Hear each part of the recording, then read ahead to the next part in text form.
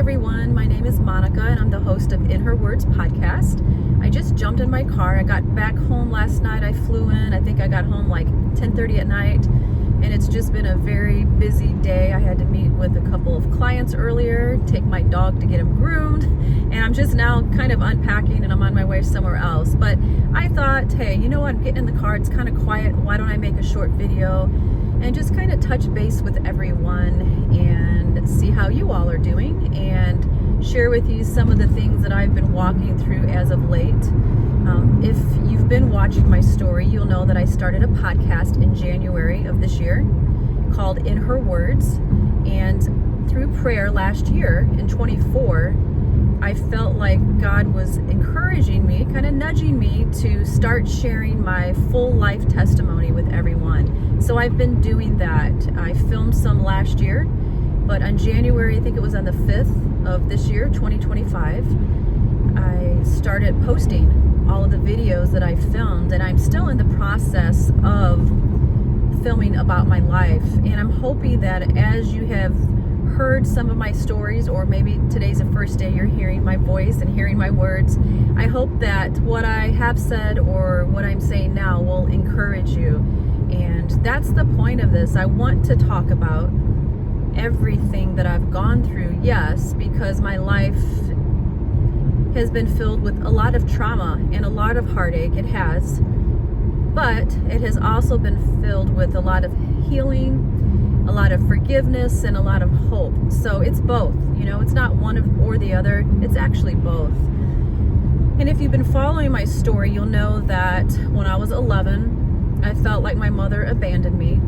She remarried in 1981, and she didn't know at the time, but she remarried someone who was a pedophile, and unfortunately he sexually assaulted me pretty soon after my mom married him. And instead of her divorcing him or whatever she could have done, gotten our family help, she thought the better option, for whatever reason, was to send me to live with the pastors of our church.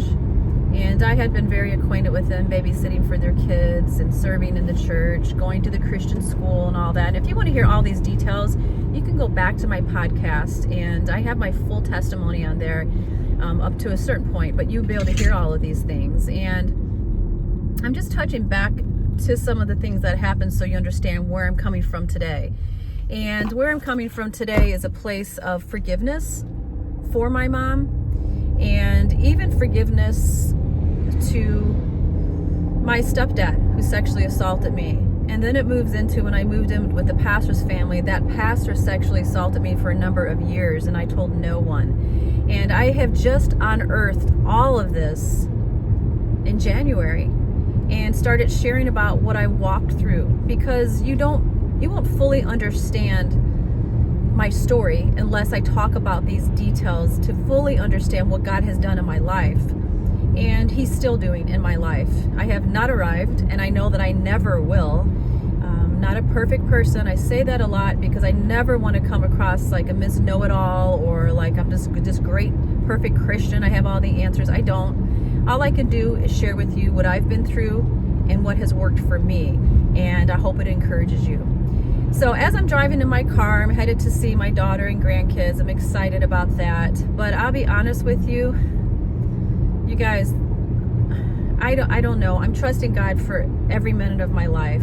I went out of town this past week after having to bury my mom, who I was one of the guardianships for her and had to make all decisions and care for somebody for a couple of years who I felt like abandoned me. Wow, right? I mean, the roles had reversed, and I stepped up and thought, I'm going to honor her. I mean, God gave me her for a mom. Yes, she made a lot of mistakes, but she also did a lot of things well, and she taught me to love the Lord. So I'm going to honor and try to take care of her with dignity and respect, and I believe I did that to my best ability anyway. So I just buried my mom a couple of weeks ago after caring for her for 2 years and watching her suffer. It has been brutal. Dementia is a nasty disease, and my sister and my whole family, but my sister and I were her guardians, and we advocated the best we could to take care of her, and it's been really, really hard.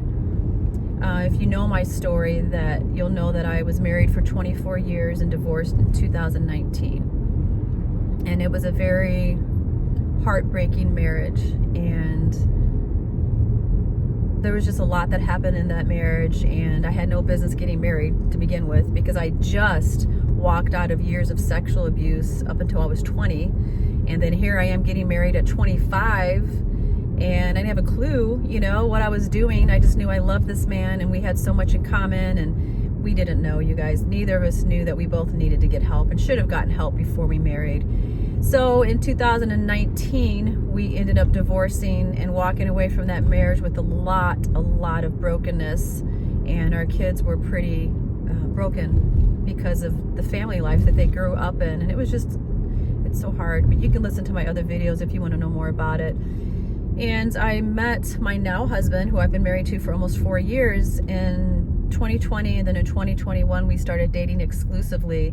And the good news in this was that my first husband and I were able to forgive each other and move forward. And it was amazing. And I thought, wow, okay, unfortunately and heartbreakingly, our marriage ended up in divorce.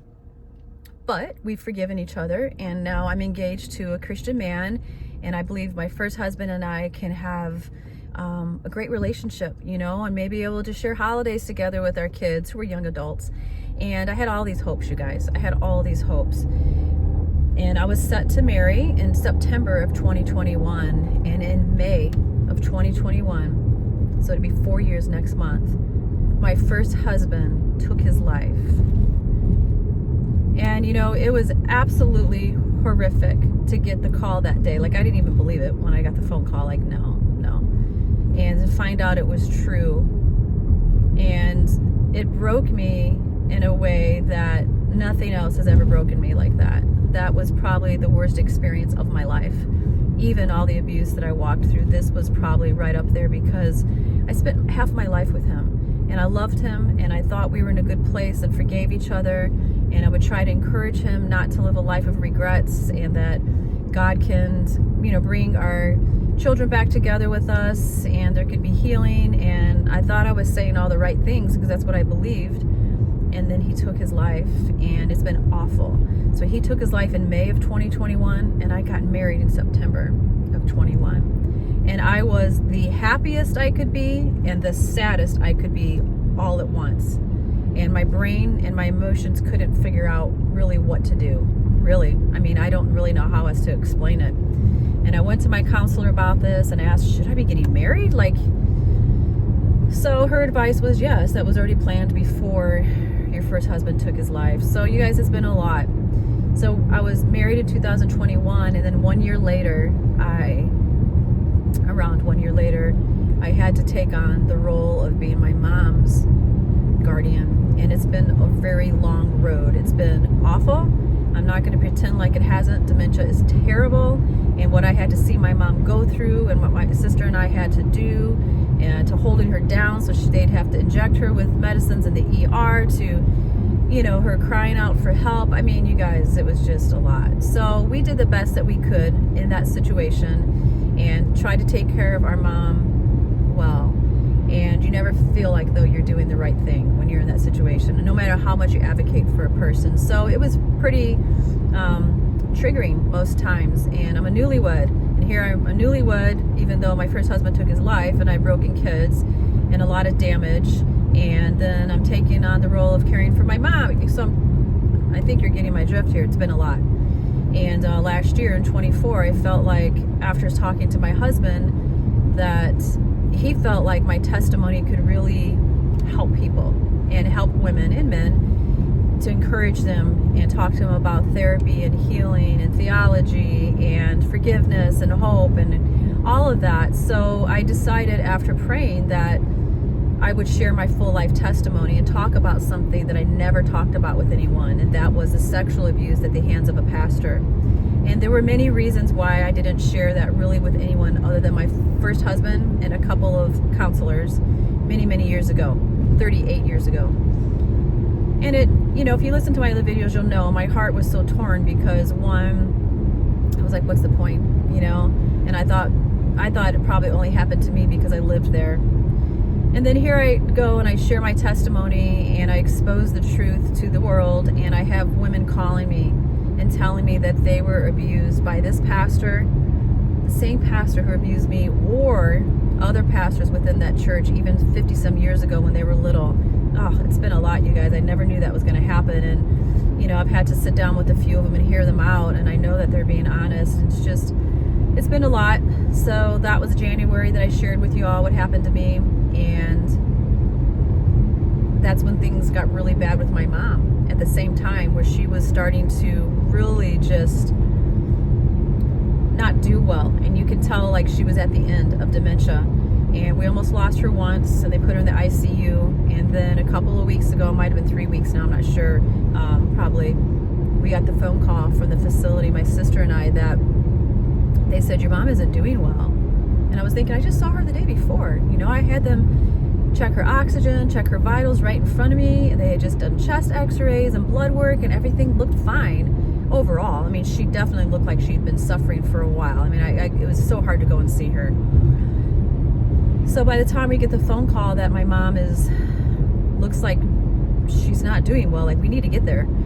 I couldn't even get my pants on quick enough before they called and said she passed away. So this is 3 weeks ago. And then I had to move into, of course, we call it celebration of life, funeral, but celebration of life. And it was beautiful.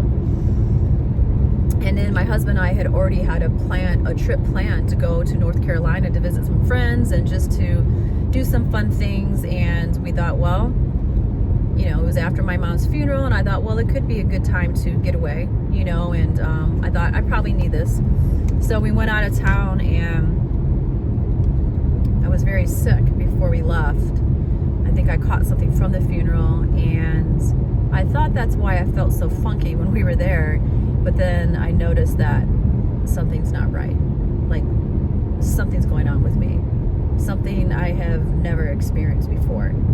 And it wasn't just mentally and emotionally, it was actually physically too.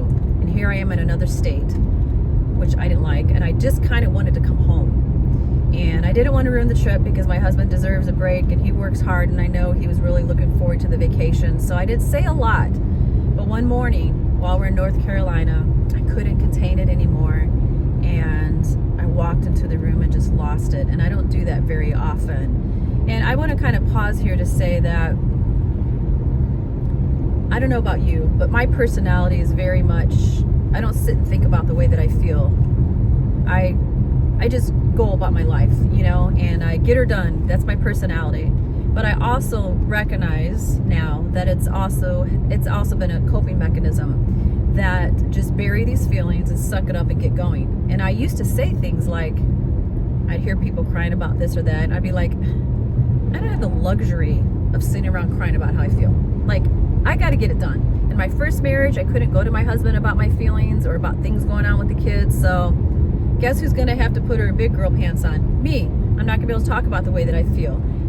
I'm going to have to take responsibility for everything in my household, just about. And that's how I lived. And that's after coming out of a lot of trauma. And then, you know, I come out of that marriage, like I said, and there was a lot of brokenness, and it was just hard. So here I am out of town these last few days, and something happens to me, and I totally break down. And I messaged a friend of mine who has a lot of wisdom, and she prayed over me. And when she was praying over me, she said, Monica, and this was just so profound to me. She said, there are jars in heaven right now waiting to be filled up with your tears. The Lord has had them. He's been waiting for you to fill them. Because she knows me. She knows I suck it up and I don't think about the way that I feel. I just get things done. And I was like, wow. And that really impacted me. And I felt so much better after she prayed for me. And then I messaged my other friend who I knew would pray for me. And I just listened to it this morning. And this is what gave me the idea to get on here and chat with you. I'd kind of taken a break from making videos because I needed a break. But I thought a few things that these women said to me, maybe you needed to hear too. So that's why I'm sharing this with you. And my girlfriend today, when I read her message, or I listened to it, she left me a voice memo. She said, Monica, you just exposed and talked about a very, very deep trauma that was mental, emotion, physical, sexual, and spiritual. What happened to you when you lived with that pastor and he did what he did to you for years and told you to take it to your grave, and you almost did. It's been 38 years and you've just unearthed that, in addition to exposing even what your mom put you through because of her decisions. And even though you love her and you've forgiven her and you've healed, that's a lot. It'd be a lot for anybody. And she said, hey, it's okay not to be okay. And I was just like, yeah, like, and it seems kind of silly maybe to you to hear that, but for me, I was just like, right, it's okay for me not to be okay. And she was just sharing with me the grief that she walked through and how it's impacted her physically. And she's been in and out of the ER this past year, and they can't find anything wrong with her physically, but they think it's broken heart syndrome for her. And she was saying, Monica, let your body do what it's going to do, and just know that it's just grief. It's grief, and it's even grief not just from losing your mom, but also discussing what you've discussed. So it's kind of like a reminder for all of us, take care of yourself. Don't think that because you hide your feelings or you stuff your feelings, or you're going to ignore what happened to you, or you're going to ignore what you did to somebody else maybe, that it's going to make it okay, because you're not going to deal with it. Let me tell you, it's going to deal with you one day.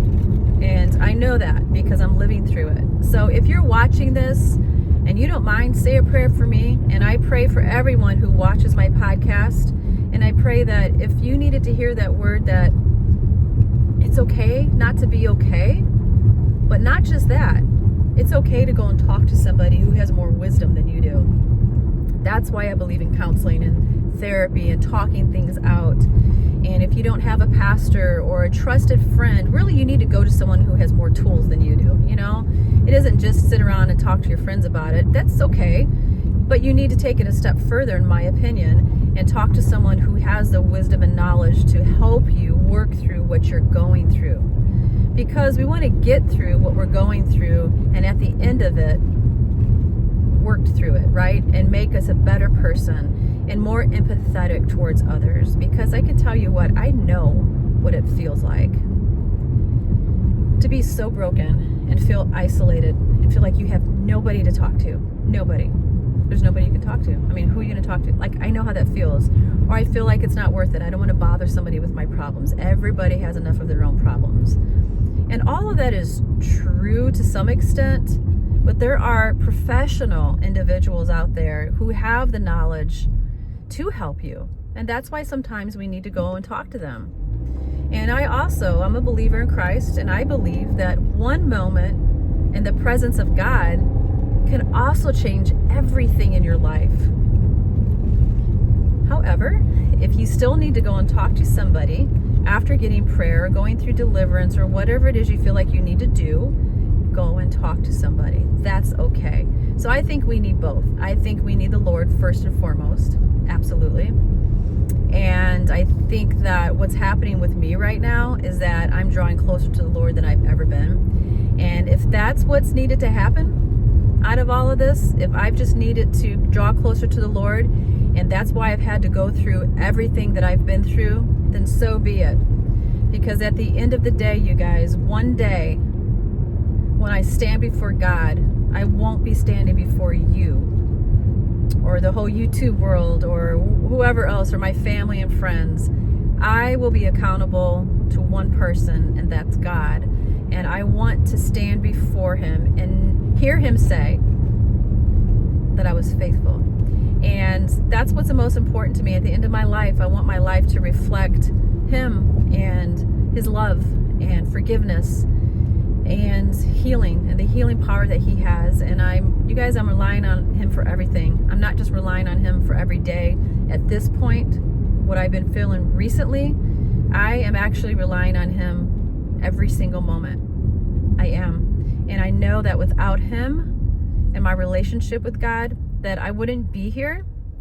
And even though I am here and I'm struggling, I believe that he's right here with me. And he is my answer for everything. So I just want to encourage you, don't stuff these feelings. Don't hide away secrets. If something has been done to you and you need to go and talk about it, or maybe you don't even know if you need to, just go talk to a professional or a pastor or someone who is qualified to hear it. You don't want to just say it to anyone's ears. You want it to be someone who has more tools in their box than you do.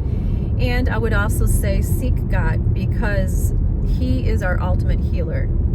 And the Bible says that the truth will set you free. And I believe that is speaking truth, so not hiding secrets out of shame or fear. Speaking truth, but also Jesus is truth. That's what the Bible means by the truth will set you free. Jesus will set you free. So I just pray that some of this touched you. If there's just been one thing that I said in all of my videos that has touched you in a certain way and helped you and encouraged you, then it's been worth it too. I really haven't met you, but I really love all of you, and I feel like this kinship towards people who watch my videos, and I pray for you all. And I know that God has an incredible plan for your life, and your pain really can, as cliche as it sounds, your pain can be used for His purpose. And I'm praying that that's what's happening in and through my testimony.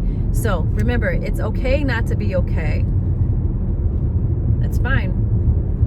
You can admit it, admit your feelings, admit your hurts, but also go and talk to someone who has more experience dealing with maybe emotional issues or trauma or PTSD.